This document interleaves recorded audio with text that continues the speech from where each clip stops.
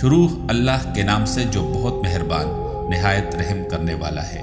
حضرت عبداللہ بن عباس رضی اللہ تعالیٰ عنہ سے روایت ہے، انہوں نے فرمایا ابو سفیان نے ان سے بیان کیا کہ ہرقل شاہ روم نے انہیں قریش کی ایک جماعت سمیت بلوایا۔ یہ جماعت صلح حدیبیہ کے تحت رسول اللہ صلی اللہ علیہ وآلہ وسلم، ابو سفیان اور کفار قریش کے درمیان طے شدہ عرصہ امن میں ملک شام بغرض تجارت گئی ہوئی تھی۔ یہ لوگ ایلیا بیت المقدس میں اس کے پاس حاضر ہو گئے۔ ہرقل نے انہیں اپنے دربار میں بلایا۔ اس وقت اس کے ارد گرد روم کے رئیس بیٹھے ہوئے تھے۔ پھر اس نے ان کو اور اپنے ترجمان کو بلا کر کہا، یہ شخص جو اپنے آپ کو نبی سمجھتا ہے، تم میں سے کون اس کا قریبی رشتہ دار ہے؟ ابو سفیان نے کہا، میں اس کا سب سے زیادہ قریب النسب ہوں۔ تب ہرقل نے کہا، اسے میرے قریب کر دو اور اس کے ساتھیوں کو بھی قریب کر کے اس کے پس پشت بٹھاؤ۔ اس کے بعد ہرقل نے اپنے ترجمان سے کہا، ان سے کہو کہ میں اس شخص سے اس آدمی نبی صلی اللہ علیہ وآلہ وسلم کے متعلق سوالات کروں گا۔ اگر یہ غلط بیانی کرے تو تم لوگوں نے اسے جھٹلا دینا ہے۔ ابو سفیان کہتے ہیں، اللہ کی قسم، اگر جھوٹ بولنے کی بدنامی کا خوف نہ ہوتا تو میں آپ کے متعلق یقیناً جھوٹ بولتا۔ ابو سفیان رضی اللہ تعالیٰ عنہ کہتے ہیں، اس کے بعد پہلا سوال جو ہرقل نے مجھ سے آپ کے بارے میں کیا یہ تھا کہ تم لوگوں میں اس کا نسب کیسا ہے؟ میں نے کہا، وہ ہم میں اونچے نسب والا ہے۔ پھر کہنے لگا، اچھا تو کیا یہ بات اس سے پہلے بھی تم میں سے کسی نے کبھی کہی تھی؟ میں نے کہا، نہیں۔ کہنے لگا، اچھا اس کے بزرگوں میں سے کوئی بادشاہ گزرا ہے؟ میں نے کہا، نہیں۔ کہنے لگا، اچھا یہ بتاؤ کہ بڑے لوگوں نے اس کی پیروی کی ہے یا غریبوں نے؟ میں نے کہا، بلکہ کمزوروں نے۔ کہنے لگا، اس کے پیروکار دن بدن بڑھ رہے ہیں یا کم ہو رہے ہیں؟ میں نے کہا، بلکہ ان کی تعداد میں اضافہ ہو رہا ہے۔ کہنے لگا، کیا اس دین میں داخل ہونے کے بعد کوئی شخص اس دین سے برگشتہ ہو کر مرتد بھی ہو جاتا ہے؟ میں نے کہا، نہیں۔ کہنے لگا، اس نے جو بات کہی ہے، کیا اس سے پہلے تم لوگ اسے جھوٹ سے متہم کرتے تھے؟ میں نے کہا، نہیں۔ کہنے لگا، کیا وہ بدعہدی کرتا ہے؟ میں نے کہا، نہیں، البتہ ہم لوگ اس وقت اس کے ساتھ صلح کی ایک مدت گزار رہے ہیں، نہ معلوم اس میں وہ کیا کرے گا۔ ابو سفیان کہتے ہیں، اس فقرے کے سوا مجھے اور کہیں اپنی طرف سے بات داخل کرنے کا موقع نہیں ملا۔ کہنے لگا، کیا تم لوگوں نے اس سے جنگ لڑی ہے؟ میں نے کہا، جی ہاں۔ اس نے کہا، پھر تمہاری اور اس کی جنگ کیسی رہی؟ میں نے کہا، جنگ ہم دونوں کے درمیان برابر کی چوٹ ہے، کبھی وہ ہمیں زخم پہنچا لیتا ہے اور کبھی ہم اسے نقصان سے دوچار کر دیتے ہیں۔ کہنے لگا، وہ تمہیں کن باتوں کا حکم دیتا ہے؟ میں نے کہا، وہ کہتا ہے صرف اللہ کی عبادت کرو اور اس کے ساتھ کسی چیز کو شریک نہ کرو اور اپنے باپ دادا کی شرکیاں باتیں چھوڑ دو، اور وہ ہمیں نماز، سچائی، پرہیزگاری، پاک دامنی اور قرابت داروں کے ساتھ حسن سلوک کا حکم دیتا ہے۔ اس کے بعد ہرقل نے اپنے ترجمان سے کہا، تم اس شخص ابو سفیان سے کہو کہ میں نے تم سے اس شخص نبی صلی اللہ علیہ وآلہ وسلم کا نسب پوچھا تو تم نے بتایا کہ وہ اونچے نسب کا ہے، اور دستور یہی ہے کہ پیغمبر ہمیشہ اپنی قوم کے اونچے نسب میں بھیجے جاتے ہیں۔ اور میں نے تم سے دریافت کیا کہ آیا یہ بات اس سے پہلے بھی تم میں سے کسی نے کہی تھی؟ تم نے بتلایا کہ نہیں۔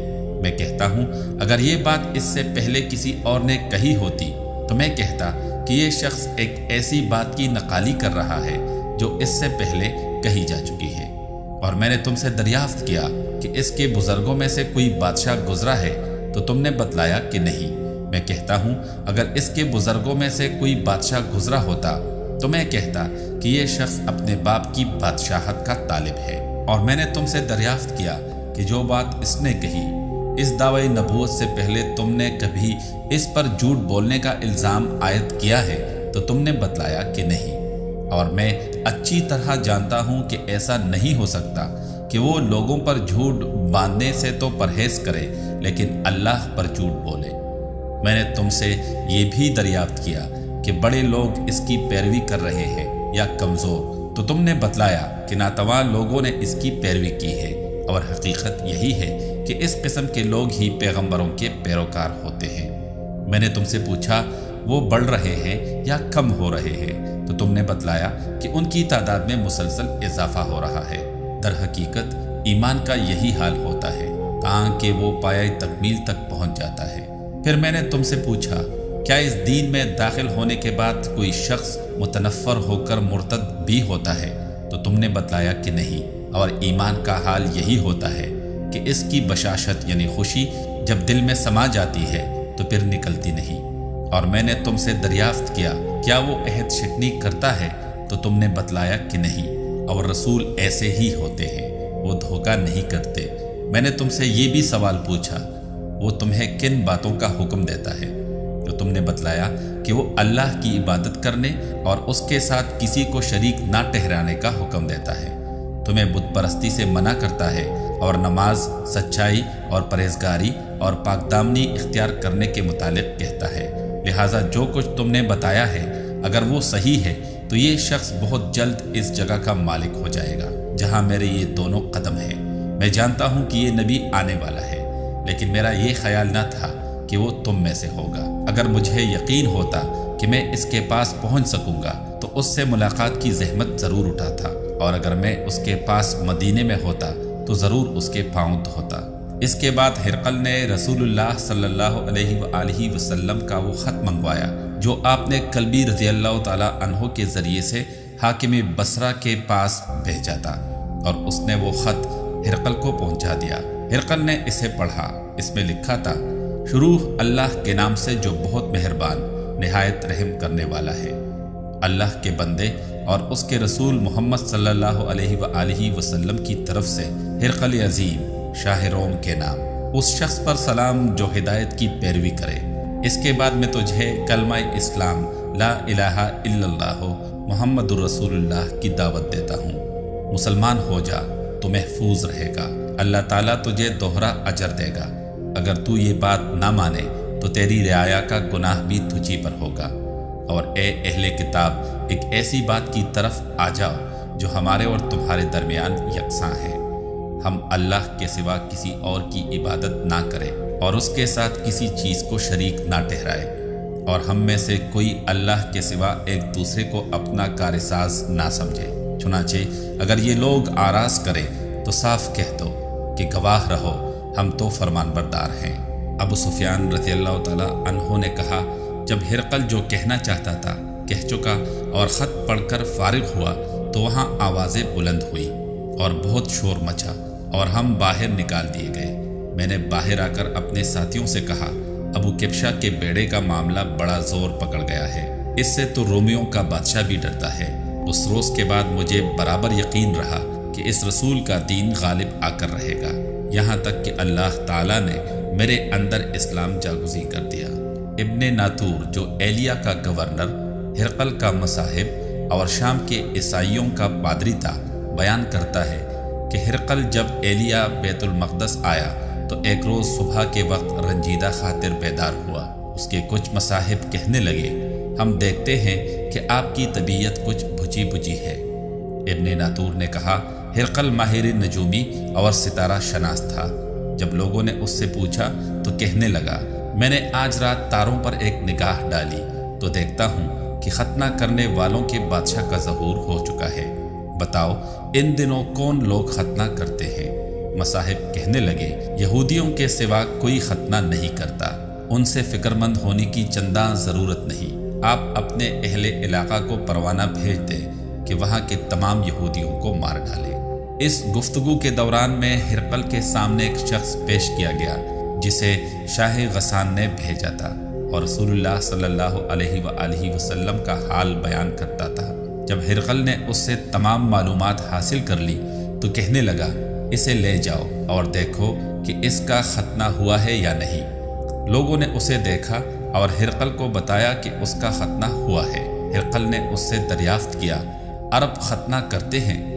اس نے کہا، ہاں وہ ختنہ کرتے ہیں۔ تب ہرقل نے کہا، یہی شخص پیغمبر اس امت کا بادشاہ ہے جس کا ظہور ہو چکا ہے۔